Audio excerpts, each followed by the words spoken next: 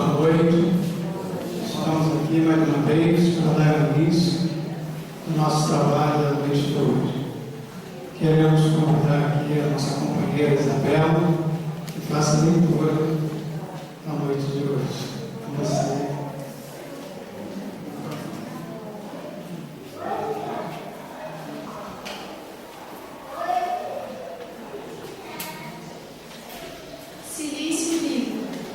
Silícios para ganhar os céus. A infinita bondade abençoe a quem os pratica de boa fé. No entanto, convém recordar que o apelo divino solicita misericórdia e não sacrifício. Nessa legenda, a lógica espírita concede disciplinas edificantes, não rigores inúteis, austeridades que rendam educação e progresso, regimes que frutifiquem a compreensão e a beneficência, cooperação por escola e trabalho exprimindo a legislada espontânea. Quando tenhas uma hora disponível, acima do repouso que te restaure, canaliza a atenção e força para que se atenue os sofrimentos da retaguarda. Um minuto de carinho para com os alienados mentais ensina a preservar o próprio juízo. Alguns momentos de serviço junto ao leito dos paralíticos articulam preciosa aula de paciência. Simples visita ao hospital diminui ilusões. Cozinhar prato humilde a benefício dos que não conseguem assegurar a sua subsistência e impede a corrigir os excessos da mesa. Costurar e socorro dos que tremem desnudos auxilia a esquecer as extravagâncias dos perfuários. Entregar voluntariamente algum recurso nos lares desprotegidos, criando conforto e esperança, imuniza contra o flagelo da usura e contra a voragem do desperdício. Amparar em pessoas que vagam sem rumo ensina respeito ao lar que nos aconchega. Silícios para conquistar os talentos celestes. Façamos aqueles que se transfigurem nas obras de fraternidade e elevação, a melhorarem a vida, melhorando as nós mesmos. Não ignoramos tanto o planeta terrestre quanto os criaturas que povoam jazem vivos em pleno céu. Entretanto, jamais contemplaremos a luz divina do céu que nos circunda sem acendê-las dentro de nós. Emmanuel, do livro União Espírita, psicografia de Francisco Cândido Xavier. Obrigado. Quero convidar o nosso companheiro Júnior, que vem trazendo a palavra da noite de hoje, que ele faça parte aqui desse momento. Vamos à prece inicial. Senhor Jesus, divino e querido Mestre, neste momento, Senhor, queremos te agradecer por estarmos reunidos nesta casa e absorvendo, Senhor, a palavra desse irmão vem trazendo a noite de hoje, que nós possamos, Senhor, colocar em prática no nosso dia a dia e também pedir os nossos guias espirituais dessa casa que se faça presente, amparando o nosso irmão e que possamos, Senhor, sempre contar contigo em nossos momentos. Que o Senhor nos abençoe, nos ampare e nesse momento, sempre que dê início o momento do nosso trabalho na noite de hoje. Que assim seja.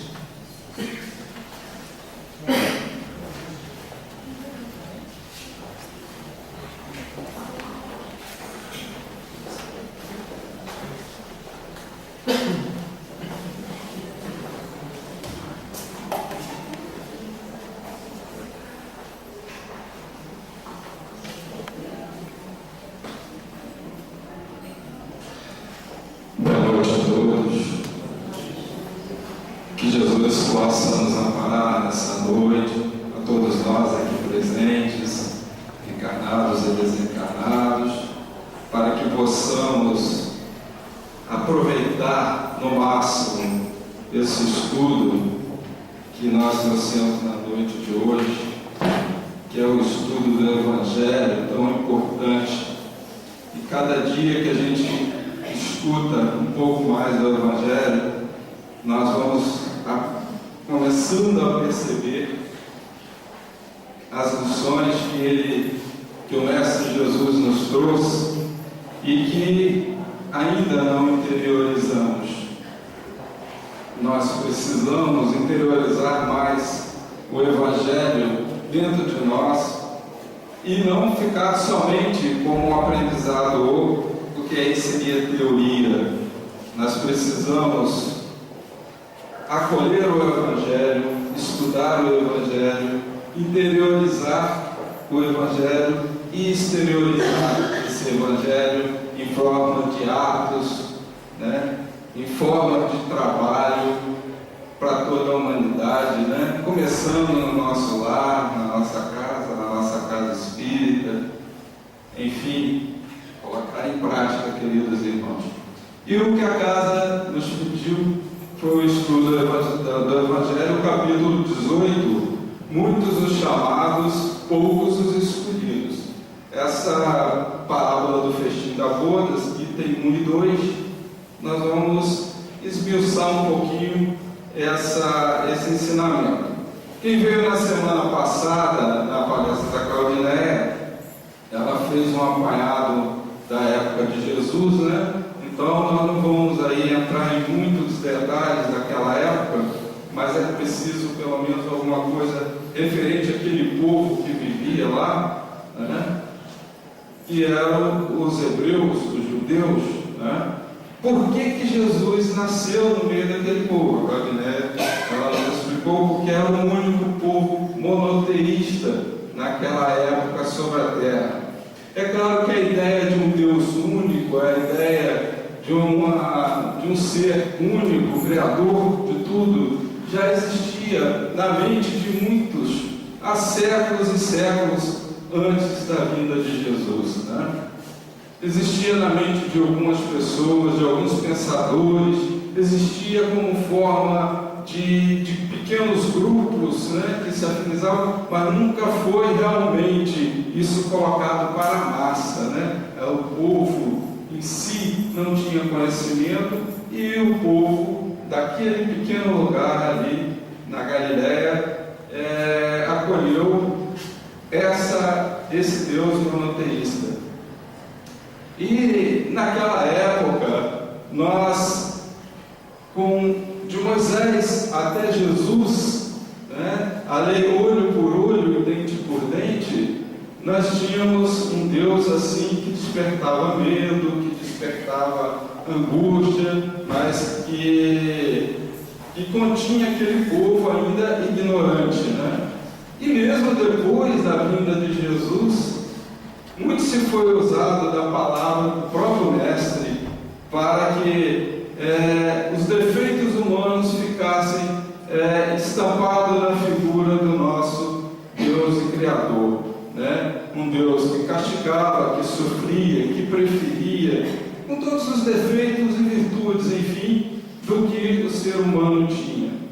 Mas Jesus veio ensinar um Deus diferente, um Deus de amor, né? E as parábolas, meus queridos irmãos, elas, nas várias parábolas que Jesus nos deixou, ela ensina isso. Somente o amor, são atitudes, são proceder, que nós vamos ver algumas.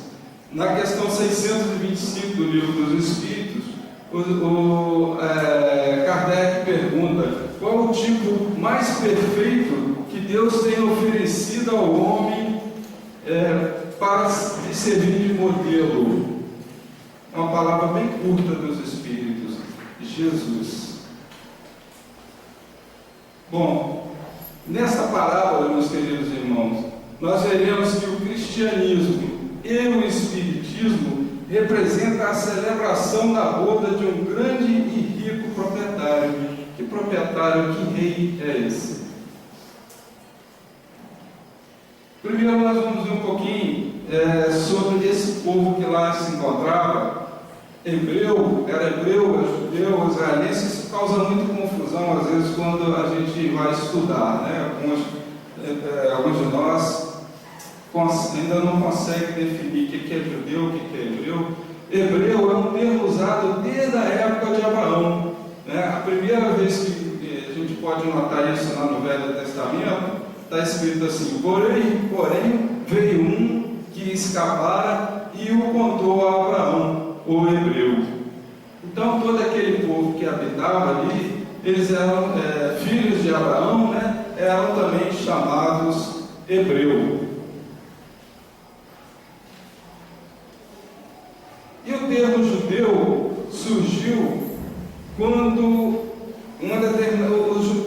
os hebreus eles sofreram, eles foram tirados do seu país, né? Eles sofreram várias diásporas, por vários povos, pelos egípcios, pelos assírios, né? E durante uma dessas aí, no século 7 a.C., em que eles foram levados pelos fenícios, foram para a Babilônia,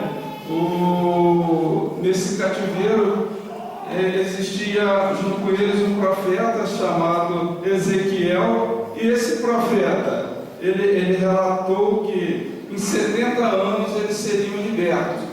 E era um povo muito unido, e eles permaneceram unidos e fiel às palavras de Ezequiel. E quando terminou isso, houve uma nova invasão, né, de um outro país, e quando eles foram libertados, eles retornaram, tá? E a maioria daquele povo que voltou era da tribo de Judá, por isso chamado judeu, porque na realidade os hebreus eram como cidades-estados, eram 12 tribos, né?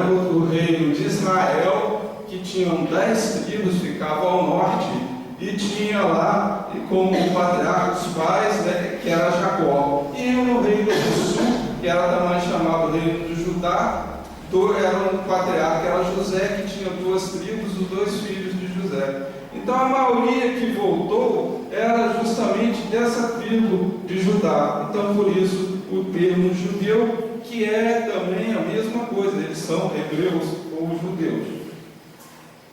E por último, o termo israelense ou Israel, que apesar da tribo do norte ser chamada de Israel,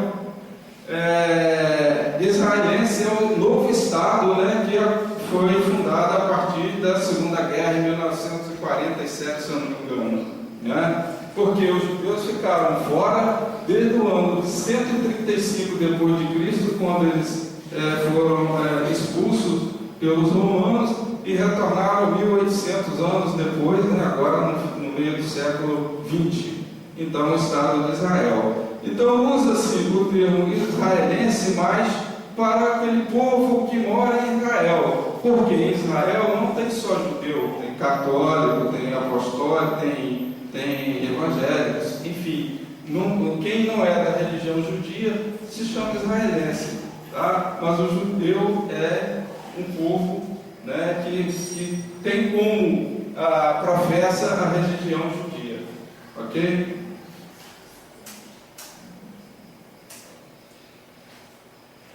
O que vem ser uma parábola?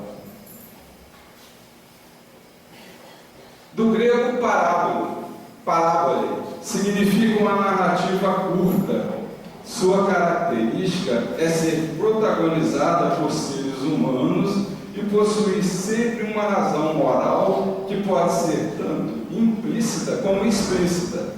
Ao longo do tempo, vem sendo utilizada para ilustrar lições de éticas por vias simbólicas ou indiretas. É uma narração figurativa na qual, por meio de comparação, o conjunto dos elementos evoca outras realidades, tanto fantásticas quanto reais, que contém algum preceito moral. Isso está na Wikipédia. Gente, naquele tempo de Jesus, o povo encontrava-se ainda em fase de crescimento intelectual. Não entendia abertamente, né, como chegar um povo daquele e dizer as verdades espirituais, por exemplo, que a doutrina espírita trouxe 1800 anos depois. Né? Se ele foi pregado à cruz por pregar o amor, talvez ele teria sido pregado antes por pregar blasfêmia naquela época, né? O povo ainda não estava tão preparado. Tanto que ele, quando os discípulos o interrogaram, perguntando por que falava por parábola, ele disse que é porque vocês me entendem e eles não irão me entender. E ele falou que deixaria essas parábolas, né, desse jeito, e que no futuro elas seriam esclarecidas, né? E veio o terceiro advento, a doutrina espírita, os seus enviados celestes, que vieram, né, trazer à tona a verdade dessas parábolas. Muitas religiões usavam essa parábola no sentido da salvação da criatura, de preferência de Deus, como os hebreus achavam que era o povo, né, preferido de Deus, né? E com isso, né, juntavam em suas igrejas os cidadãos. Olha, muitos serão salvos, você quer ser salvo? Então ainda utilizavam medo, ainda utilizavam isso para poder fazer com que aqueles que ali estavam, né? E nós podemos citar Isaías, que quando falava de Jesus, né, quando previa a vinda do Messias, né, não de Jesus, mas do Messias, ele dizia: ouvirão e de nenhum modo entenderão, verão e de nenhum modo perceberão. Né? E aquelas tribos ali realmente não entenderam. E Jesus, na época, quando ele cita na parábola, que os fariseus e os saduceus não entendiam muitas vezes o que ele falava. Existiam os essênios, né, essas três facções religiosas, ele não cita aí os essênios. Mas, companheiros, se a gente pegar estudando, a gente vai perceber também que nem todos os fariseus, nem todos os saduceus, né, eram contra Jesus. Porque a gente escuta aí, vê a televisão e fala assim: o homem bomba é lá do Islã. Então às vezes a pessoa desinformada toma o Islã como aquela religião que quer acabar com tudo, matar os outros. Não é isso, né? Existem os fanáticos, como existem em todas as religiões. Os próprios fariseus, naquela época, eles eram divididos em duas facções, né? Era Hilel, que era mais liberal, e o Shammai, que era mais conservador. Então esses mais liberais aceitam, mas esses conservadores que não aceitavam os ensinamentos de Jesus, que vinha bater contra os interesses dele, né? E os fariseus, eles ocupavam geralmente esses cargos mais altos na sinagoga, enquanto os essênios, eles não ocupavam esse cargo, né? Vejam bem como é a responsabilidade para quem não a entende perfeitamente. Muito se pedirá daquele que muito se sabe, né?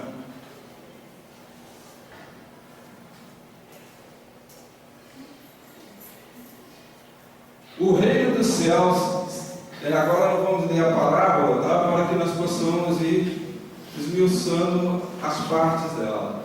O reino dos céus se assemelha a um rei que, querendo festejar as bodas do seu filho, despachou seus servos a chamar para o festim os que tinham sido convidados. Estes, porém, recusaram ir. O rei despachou outros servos com ordem de dizer da sua parte aos convidados: preparei o meu jantar, mandei matar os meus bois e todos os meus cevados. Tudo está pronto, vinde às bodas. Eles, porém, sem se incomodarem com isso, lá se foram, um para a sua casa de campo, outro para o seu negócio. Os outros pegaram os servos e os mataram, depois de lhes haverem feito muitos ultrajes. Sabendo disso, o rei se tomou de cólera e, mandando contra eles seus exércitos, exterminou os assassinos e lhes queimou a cidade.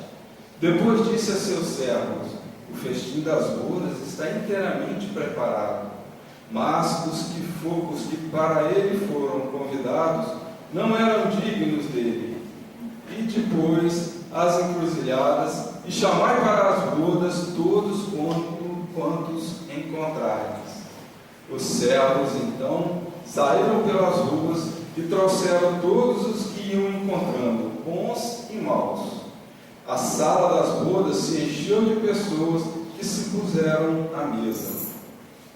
Entrou em seguida o rei para ver os que estavam à mesa, e dando um homem que não vestia a túnica nupcial, disse-lhe: meu amigo, como entraste aqui sem a túnica nupcial? O homem guardou o silêncio. Então disse o rei à sua gente: atai-lhe as mãos e os pés, e lançai-o nas trevas exteriores. Aí é que haverá prantos e ranger de dentes, porquanto muitos há chamados, mas poucos escolhidos. Está em Mateus 22, de 1 a 14.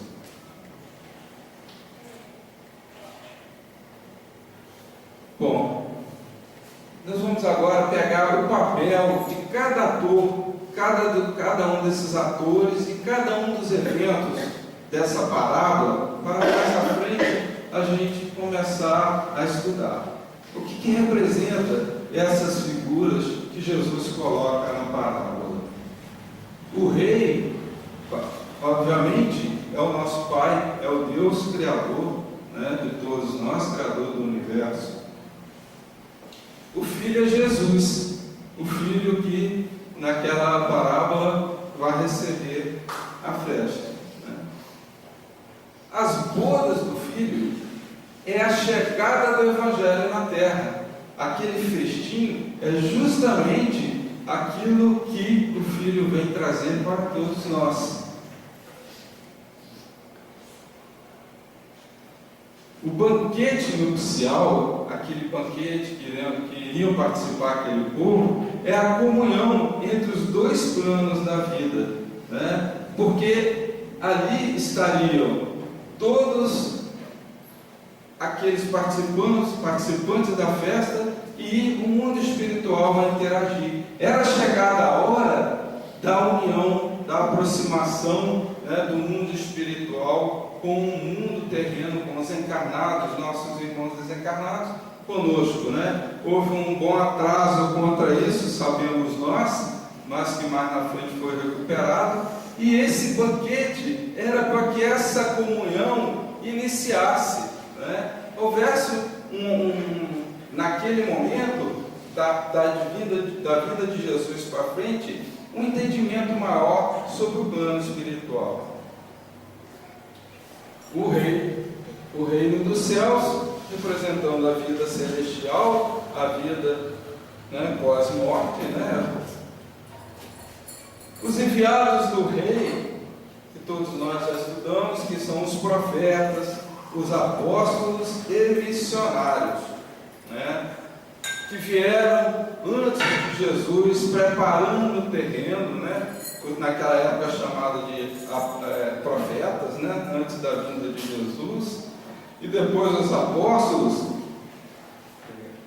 que participaram com o nosso mestre, e depois de Jesus, até o presente momento, nós estamos incessantemente recebendo missionários que vêm para auxiliar o nosso progresso intelectual e principalmente moral, né? Se a gente for contar, a gente vai ver que até os nossos dias de hoje, figuras como Chico, como Madre Teresa e a Aparecida, né? E muitos outros, Aparecida, aquela do fogo selvagem, muitos outros que trabalham e trabalharam, né, e continuam trabalhando do outro lado para a evolução da Terra. Espíritos missionários que Jesus nunca abandona, né, os seus tutelados.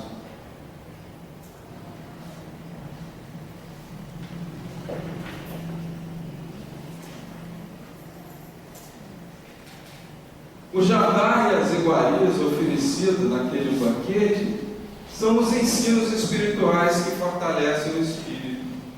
A mesa estava farta, como está farto de ensinamento o Evangelho do Senhor. O Evangelho traz tudo extremamente necessário para que nós possamos galgar a nossa evolução, para que nós possamos viver em paz um com o outro, para que nós possamos, né, harmonizar a nossa casa, a nossa comunidade, humanidade, ao nosso país. Esse momento, companheiros, chegará quando realmente nós aceitarmos a vivenciar e não a ler somente o Evangelho. Os primeiros convidados, os hebreus, conforme nós dissemos, eles foram convidados, mas não souberam aproveitar o festivo. Os hebreus, na passagem aqui, na passagem da parábola, no final diz, no meio da parábola, ele diz o seguinte: sabendo que mataram os seus discípulos, o rei se tomou de cólera e, mandando contra eles seus exércitos, exterminou os assassinos e lhes queimou a cidade. Jesus estava prevendo aí, o que aconteceria com o povo judeu, que no ano de 135, 132 e 135, eles foram expulsos pela última vez pelo imperador Adriano. Houve uma revolta chamada Bar Kokhba, em que esse cidadão foi até chamado de Messias também, porque boa parte do povo acreditava, como a Claudinéia disse, que a dominação do povo hebreu sobre os demais seria uma dominação bélica, uma dominação territorial, porque o profeta predisse que eles dominariam e encheriam aquela terra, mas não, era uma dominação do amor. E nessa revolta de Bar Kokhba, eles, durante 3 anos, houve luta, e eles foram expulsos, e realmente Jerusalém foi queimada. Então é uma previsão de Jesus, naquela época, como um grande profeta. Pode dizer que Jesus não era profeta, mas já percebia o que iria acontecer, e isso realmente veio acontecer com esse povo. Os que recusaram o convite foram justamente os fariseus e os saduceus, que nós falamos anteriormente. E ele manda convidar os bons e os maus, todos os que se encontram nas encruzilhadas e na rua. Naquele momento, quando Jesus fala, olha, então nós vamos convidar todos, a parábola diz, então todos são convidados, bons e maus. A gente entende aqui que entrou um camarada lá com a túnica no final, mas entrou porque todos foram convidados, bons e maus. Mas, no caso da túnica, nós vamos fazer uma outra referência. Aí ele diz que aquele que não usar a túnica nupcial seria lançado às trevas exteriores, e aí é que haveria prantos e ranger de dentes. Gente, quando ele diz que seria lançado a trevas exteriores, Jesus nos fala da reencarnação. Porque nós não temos a condição de ficar naquele banquete. Nós não adquirimos a túnica nupcial. Nós ainda não temos aquela túnica para participar daquele banquete. Então, nós somos lançados novamente à terra e nós sabemos que aqui é um plano de provas e expiações, e aonde nós vamos realmente sofrer para aprender, para retificar, para quitar as nossas faltas. Então, muitos companheiros de outras religiões consideram o inferno, mas não. Essas trevas exteriores significa a nossa estadia aqui, onde nós realmente passamos, e quando passamos com amor, o sofrimento não foge ao amor. Se fosse assim, Jesus não morreria na cruz por nós, não sofreria tanto, A gente vê aí, uma vez uma pessoa me perguntou, por que Chico tinha doença, por que o fulano tem doença, irmão Dulce tem outro? Porque são humanos. Mas se eles atraem tanta coisa boa, mas tem débitos, e os débitos têm que ser sanados. O único que passou aqui que não tinha problema de doença é o nosso mestre. E falar nisso, eu estava lembrando ontem uma passagem aqui do companheiro do céu, do Ricardo, que me fez refletir muito. Quando ele falou para nós aqui, naquele dia, ele disse assim: olha, vocês pensem uma coisa, não é qualquer orbe, não é qualquer planeta, porque nós sabemos que tem muito na condição do nosso, né, de provas e expiações, não é qualquer planeta que recebe o seu dirigente principal, espiritual, né, que ajudou a criar junto com o Pai aquele planeta, para vir reencarnar e sofrer tudo aquilo para demonstrar para nós, né? É como se um engenheiro de um prédio falasse: não, quem vai fazer esse prédio sou eu. Ele virasse a massa, ele revocasse a parede, ele levantaria as colunas, e foi isso que Jesus... E eu comecei a pensar: poxa, eu não tinha pensado nisso antes, né? Não é privilégio, gente, mas é o amor de Jesus por aquele povo que somos nós hoje aqui, que ainda estamos sentados aqui ao redor, tentando aprender e praticando e caindo, mas nos fortalecendo. Se já estamos aqui, já é um progresso. A túnica nupcial representa a pureza de coração e cumprimento da lei. Essa túnica, gente, é o perispírito. Jesus, quando disse que ele não vestia, é porque as suas vestes estavam escuras e ele destonava das pessoas que ali se encontravam, né? Não tinha afinidade nenhuma. Era necessário que ele fosse lançado a trevas exteriores, que ele voltasse a reencarnar, porque ele não se adaptava àquele grupo que ali estava. Então essa túnica que Jesus nos convida a vestir e a lavar e a clarear é o nosso perispírito, o qual nós temos que trabalhar cada dia mais para poder ter o direito a esse banquete, né? A essa grande ceia que nos é oferecida a todo momento. O preconceito de todos os tempos tem determinado muitas coisas, né, a respeito da veste nupcial, né, dizendo: não é a roupa, todo mundo tem que ir num casamento com uma roupa bonita, ou um traje assim, ou um traje assim, né? Nós vamos lá, pede um homem esporte fino. Você não entra ali, naquele lugar, sem aquele traje. Assim é no mundo espiritual. Precisamos estar trajados com o perispírito limpo para poder acessar a essas felicidades. A veste de núpcias simboliza o amor à humanidade, a boa vontade em encontrar a verdade para observá-la, ou seja, a pureza das intenções, a virtude espiritual. Se de Caibar, chuta.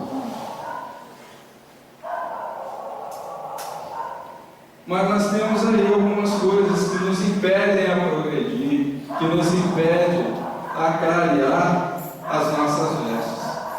Muitas vezes a gente não abre mão do que a gente está gostando de fazer. Tem um ditado que eu já devo ter falado aqui uma vez,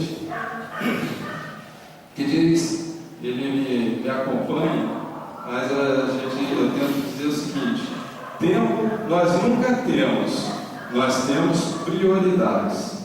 Quais são as nossas prioridades? Porque se a gente não priorizar aquilo que nós temos com muito amor, pensando numa vida futura, nós vamos deixar a vida nos levar. A vida leva a gente. Nós temos que ter afinco. Então muitas vezes, eu queria, mas eu não posso, porque a gente tem a novela, hoje é o fim da novela, do futebol, ou eu estou indo muito ao centro, ou eu estou exigindo muito, né? Aí a gente começa com essas desculpas não quer quebrar os nossos atavismos, não quer abrir mão de um ganho secundário agora para ganhar lá na frente, né? Não quer aprender a tomar um ritmo. Quando eu digo isso, eu digo para todos, principalmente para mim, né? Todo mundo que fala precisa disso. Então a gente tem que ter coragem, ânimo. Por isso, essa passagem do Evangelho: ânimo trabalhador, e tomai todos os vossos arados e das vossas charruas, lavrai os vossos corações, arrancai deles a cisânia, semeai a boa semente que o Senhor vos confia, e o orvalho do amor lhe fará produzir frutos de caridade. Gente, para começar, para recomeçar, para aprender, nós temos que ter um planejamento forte no nosso coração, na nossa vida, e ter ânimo, porque quebrar paradigma é muito difícil. A gente sabe que é difícil, mas não é impossível. Nada é impossível. Então nós temos aí, em que classe de convidado nós nos encontramos nesse momento, né? Tem aqueles retardatários, eu pedi para colocar umas figurinhas aí. Tem os retardatários que só pensam, né, em coisas mundanas, em guerra, em dinheiro, e não tem tempo e nem pensam, né, nas coisas celestiais. Tem aqueles que se encontram no ostracismo, que tudo está bom. Ah, não, religião não. Ah, mas trabalhar para isso não. Tudo está bom para ele, mas realmente não faz nada, né, para si nem para o próximo. E o cristão consciente é aquele que está lutando em interiorizar o Evangelho, trabalhando e melhorando primeiro, né? Nós temos que nos melhorar para melhorar o próximo. Então a gente tem que ver aonde que eu me encaixo, como que eu me avalio hoje para o ano passado. Hoje para 2 anos atrás. E a gente vai assim avaliando.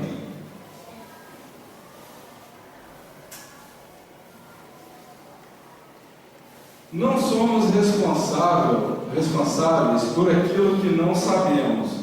Não sofremos nenhum castigo por atos ou atitudes que ignoramos. Vale, porém, considerar que à medida que a nossa consciência se expande, maior lucidez se faz em nossa mente, maiores serão nossos compromissos perante a existência.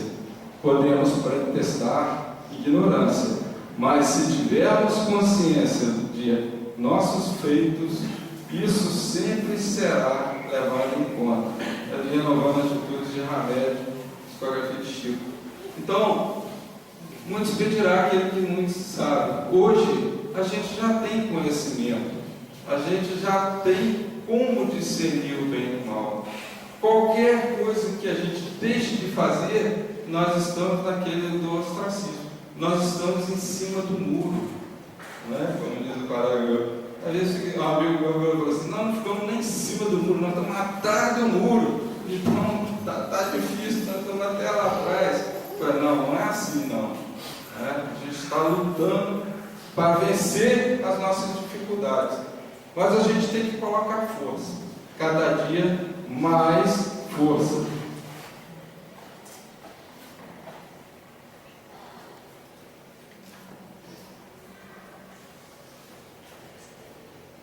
Gente, a gente pode lembrar que a reforma íntima não significa matar o homem velho, e sim, vou voltar aqui um pouquinho, e sim reformar o homem por todo mal que haja resultado de não haver praticado o bem. Quando a gente fala disso é porque muitas vezes a gente quer ser radical. Olha, de hoje em diante eu sou outra pessoa. A gente pode ver que isso é muito difícil. Eu não cito assim, mas Paulo. Não, Paulo não mudou. Ele renovou a sua direção. Porque Paulo de Tarso, ele tinha o mesmo afinco que ele tinha como apóstolo, ele tinha lá como doutor da lei na sinagoga. Ele fazia com afinco, com amor, o que ele achava que era certo. É como aquele camarada que está nadando contra a correnteza e com força. Quando ele vira, filho, quando a correnteza leva, ele vai mesmo, porque ele está acostumado a remar para cima, para baixo ele vai com a beleza. Então Paulo simplesmente tomou uma nova direção. Ele não mudou, ele mudou a atitude, mas a sua força, a coragem que ele trabalhava, ele continuou a ter. Então, não é matar o homem velho, mas reformular as nossas atitudes. Nós temos ajuda a todo momento em nossa vida da espiritualidade. Nós nunca somos abandonados.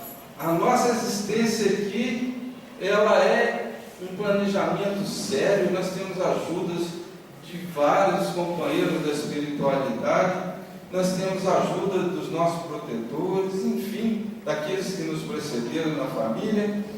Nós somos muito ajudados, aqueles que estão aqui na terra, né?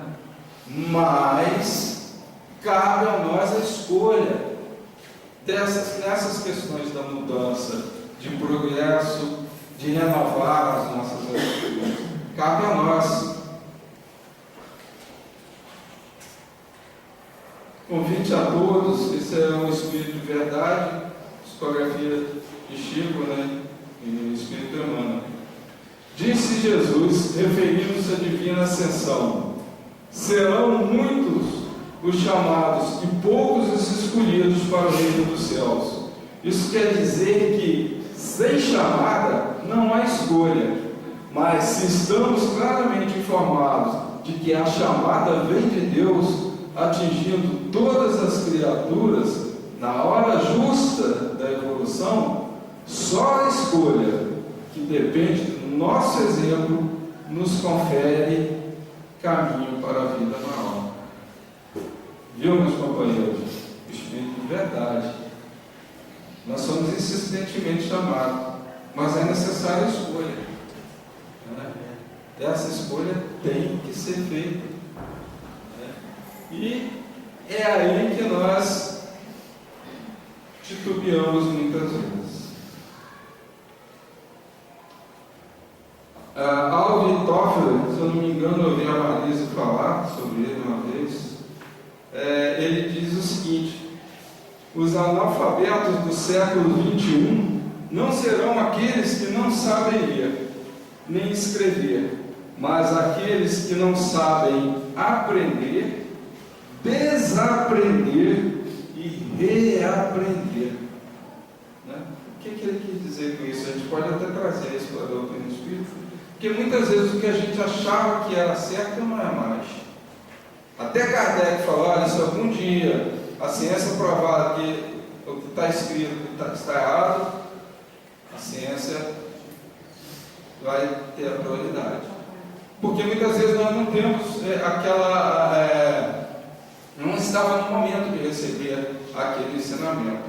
Então, nós temos que muitas vezes, por esses atavismos, desaprender o que a gente faz repetitivamente e a gente não percebe, e reaprender, reeducar o homem velho e não matar o homem velho, né?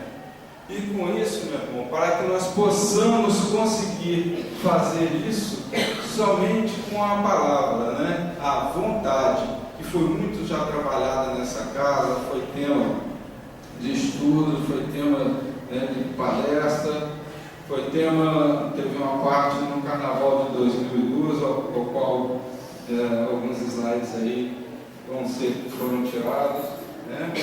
A vontade, meus irmãos, é o progresso. O progresso ele só acontece quando nós movimentamos a vontade.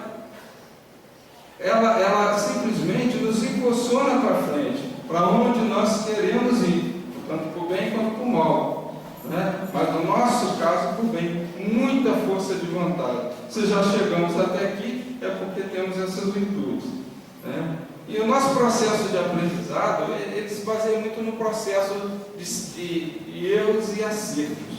A gente tenta daqui, tenta dali e vai lutando até chegar, né, a um lugar melhor. A gente sabe que todos os espíritos nascem, que todos nós nascemos simples e ignorantes e nos tornamos seres, né, angelicais, entre aspas, aí.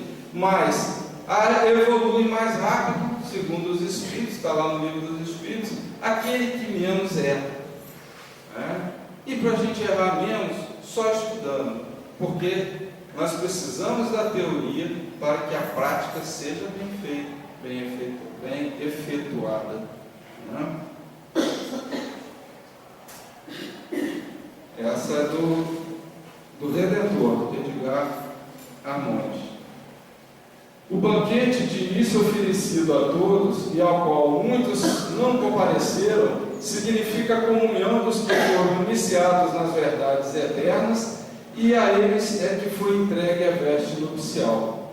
E o estranho que lá penetrou clandestinamente é o agente do mal que tenta solopar a obra grandiosa da evangelização do mundo. Então, o banquete, como foi dito antes, é a comunhão daqueles que foram iniciados na verdade. Jesus, né, nessa parábola, ele diz isso. Aqueles que ali estavam, tirando aquele que estava com a veste nupcial, que estava destoando dos demais companheiros que ali estavam, eles estavam comungando as verdades espirituais. Gente, os chamados e os escolhidos.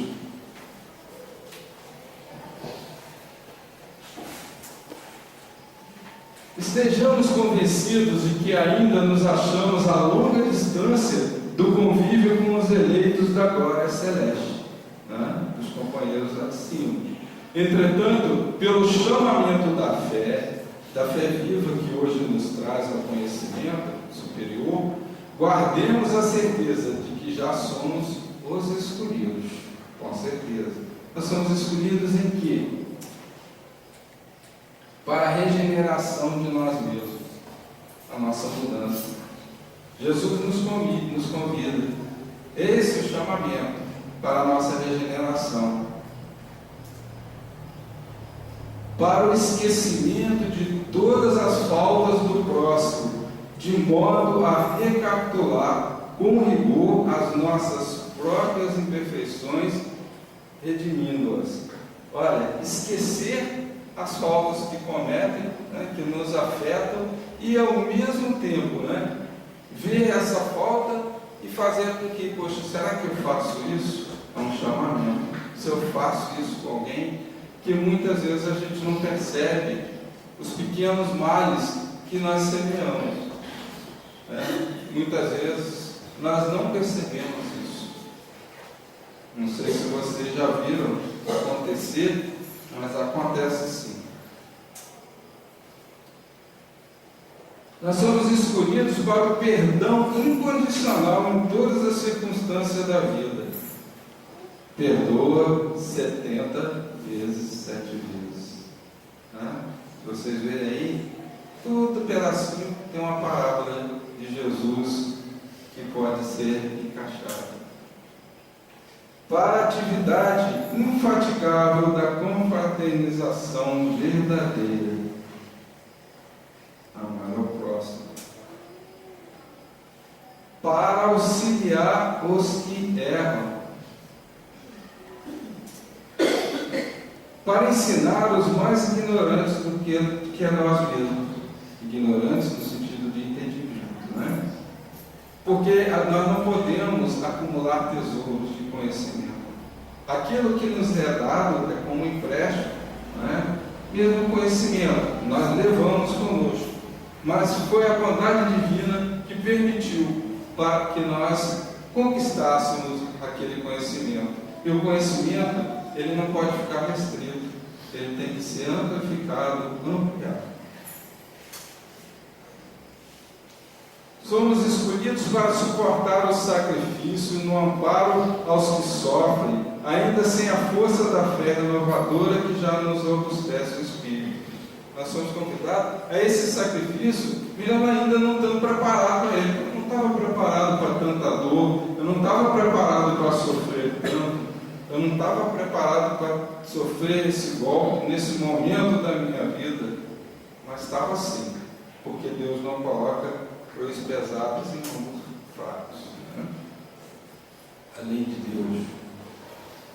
Nós somos os escolhidos para servir além de nossas próprias obrigações, sem direito à recompensa, né? Quando fala sem direito à recompensa, sem recompensa material, é fazer por amor. Nós somos escolhidos para compreender os nossos irmãos de jornadas evolutivas sem exigir que nos entendam, para apagar as sujeiras do ódio e da incompreensão ao preço de nossa própria renúncia, para estender a caridade sem ruído para quem sabe que ajudar os outros a enriquecer a própria existência, para persistir nas boas obras sem reclamações e sem desfalecimento em todos os ângulos do caminho, sem reclamação, né, gente? Às vezes é complicado na hora da dor, do sofrimento, né? E que a dor aperta e que a angústia toma o nosso coração. Somos convidados à indicação honrosa. A indicação honrosa nos felicita. Nossa presença nos estudos do Evangelho expressa o apelo que flui do céu no rumo de nossas consciências, chamados para a luz e escolhidos para o trabalho. Eis a nossa posição real nas bênçãos de hoje. E se quisermos aceitar a escolha com que fomos distinguidos, estejamos certos igualmente de que em breve, amanhã, comungaremos felizes com o nosso Mestre e Senhor. É instrumento do tempo esses textos de Emmanuel. E para ser escolhidos, companheiros, para ser escolhido nós temos que fazer o quê? Vamos colocar alguns itens aqui que nós encontramos no estudo, que é uma forma de ser escolhido aqui, que está entre aspas, né? Porque nós não somos escolhidos, são chamamentos. Então por isso que escolhido está entre aspas. Vencer nossos sentimentos doentes, acabar com o nosso, já falei tanto, atavismo, né? Vencer esses sentimentos, vencer nossas más tendências, os nossos hábitos, os nossos costumes, que ainda carregamos dentro de nós, o homem velho que a gente vai renovar, acionar a força de vontade que nós falamos lá atrás, né? Que é através de quê? Através da coragem e da renovação. Ter consciência em nossos esforços diários, determinação. Ter determinação, porque não adianta falar, vou mudar, aí a coisa ficou tão ruim, não dá certo. A nossa vida, ó, é cheia de altos e baixos, a nossa vida nunca é tão certinha, nunca é retinha.